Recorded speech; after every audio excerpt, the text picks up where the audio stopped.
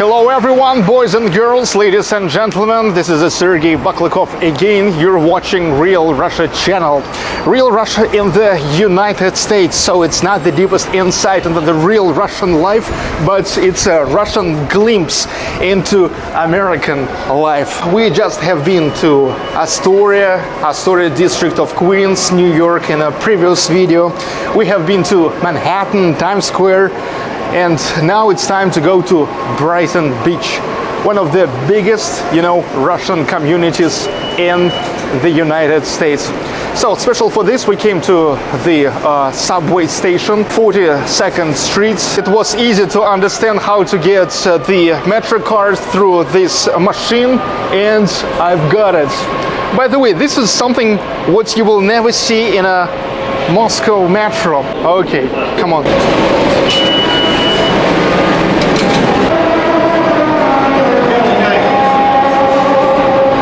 I figured out how to go to the Brighton Beach from the 42nd Street, and I can say that it is taking a time, because to me as the person who got used to the Moscow subway system, St. Petersburg subway system, and all those directions and how it works, it's just pretty different, and it was the challenge for my brain.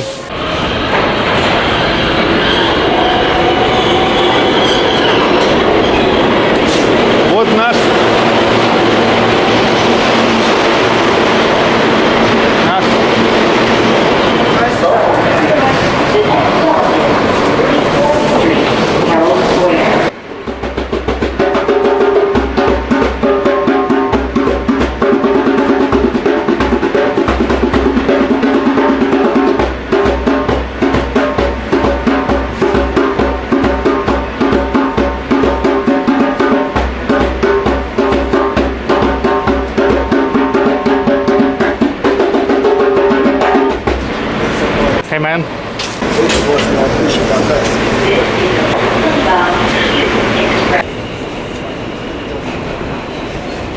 Well, it seems like the trains in a subway in a New York City are less loud than in Moscow. Less loud,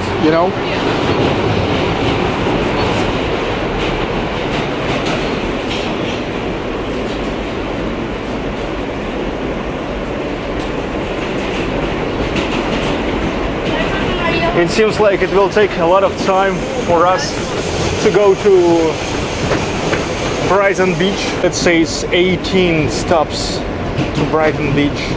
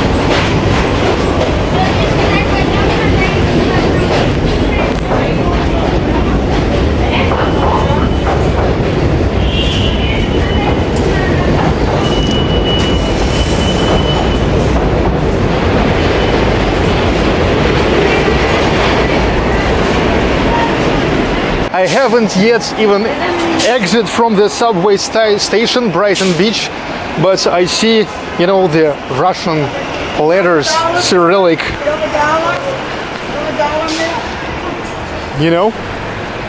This is farmacia in Russian language, apteka. Maybe you can beat on it here right away, so that's why the pharmacy right near the entrance and exit to the subway station. Well, everywhere I can see the Russian captures. I'm not Russian. You know, посылки, that's mean parcels. Parcels, телефонные карточки, phone cards. The Russian community started here in the 70s, from the moment of the first immigration wave, immigration flow of the Soviet, mostly Jews.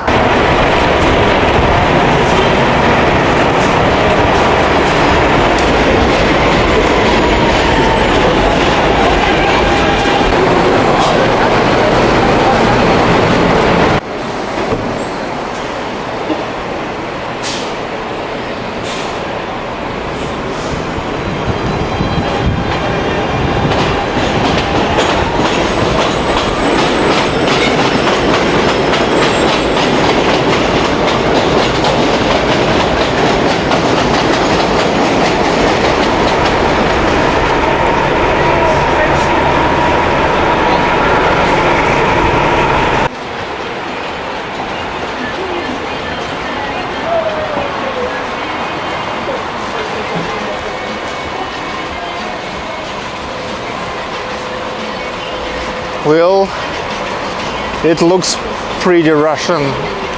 You know, the way they are introduced to the stuff.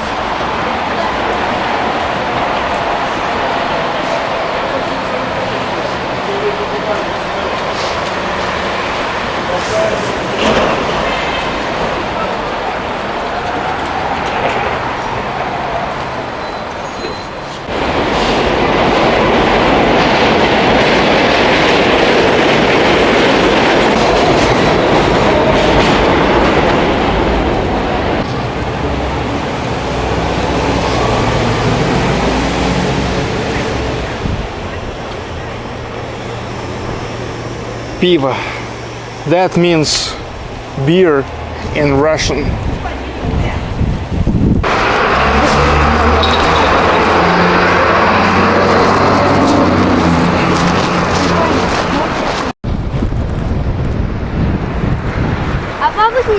Well, finally we came to the Brighton Beach itself, and enjoying this scenery here, because nature is nature.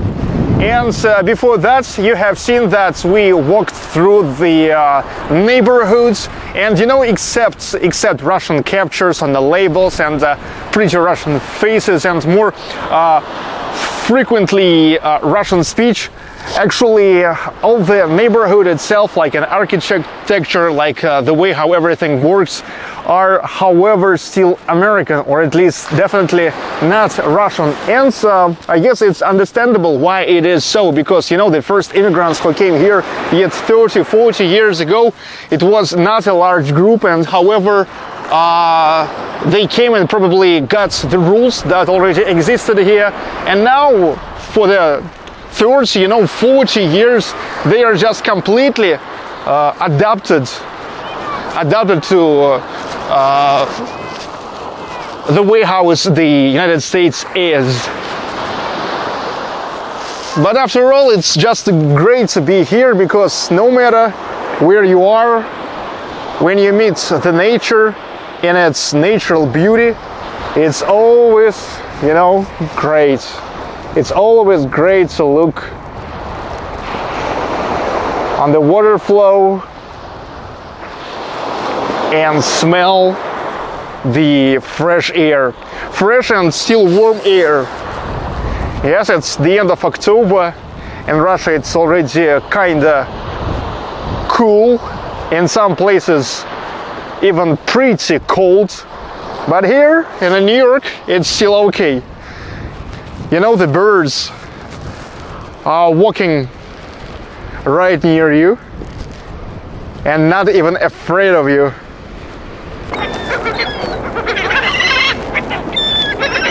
We are walking here on the embankment of the Brighton Beach across this already for like 40 minutes, and have met enough of people who are just walking around, and they are speaking with each other, and mostly it's a Russian speech, like 80%, like 8 out of 10 people are speaking Russian, and you know, it's such an interesting feeling, you know, just for the first time for all of my life, finally to come from Russia to the United States, and already on a second day of being here, to appear in a place where most of people speaking Russia, so like in a little Russia. Those Brighton Beach have another slangy name, Little Odessa, which used to be a part of the Soviet Union.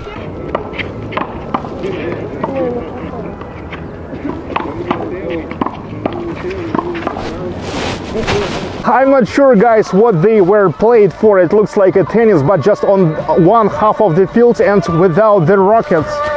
Well, in the same time, we got back into the just regular streets of the Brighton Beach district, and it looks fine here. You know, it's a sunny day today. I can see a Dodge Challenger, a very nice music playing from there, some kind of, you know, funky music.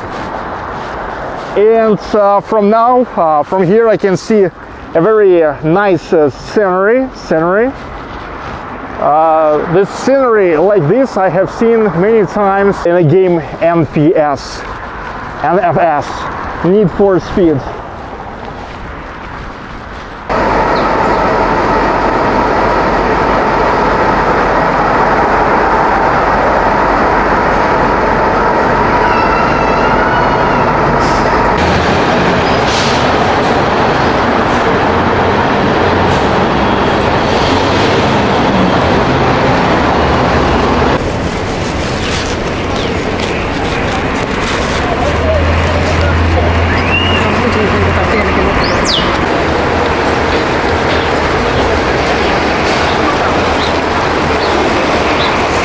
Let's get inside of the store, which is called Taste of Russia.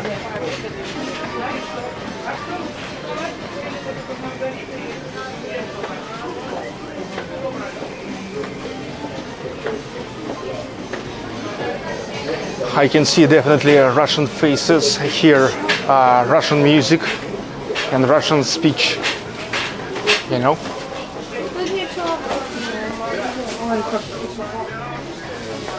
Yeah, and smell is pretty Russian too.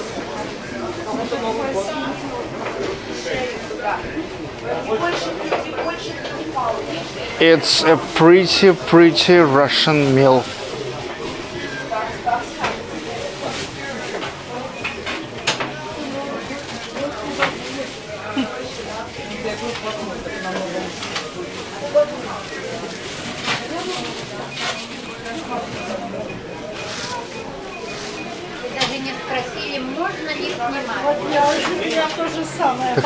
Мне же говорили, это Америка, свободная страна.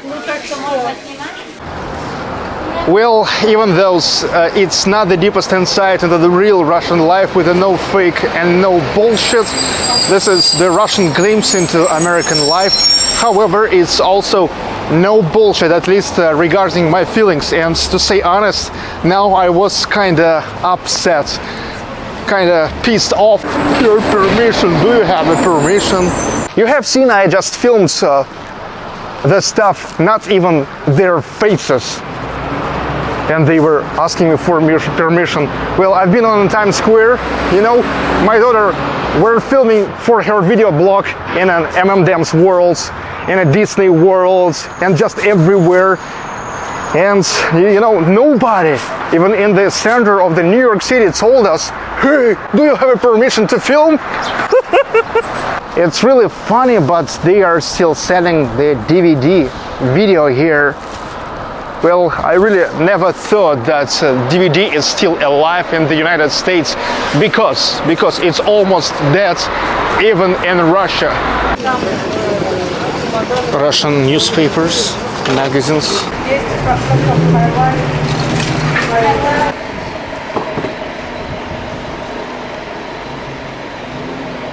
Okay, ladies and gentlemen, boys and girls, this was another episode of Real Russia in the United States. I know it sounds strange, but let me remind you that this is a guest series of episodes of Real Russia in America, Russian glimpse into the American life, to see what we have in common and what we have in difference.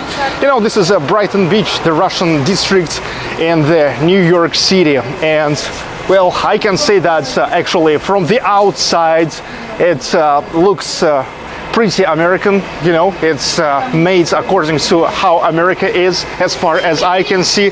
But yes, inside here is a lot of Russians, a huge Russian influence. We can see that from the people, from the faces, from the Russian Cyrillic captions and the labels,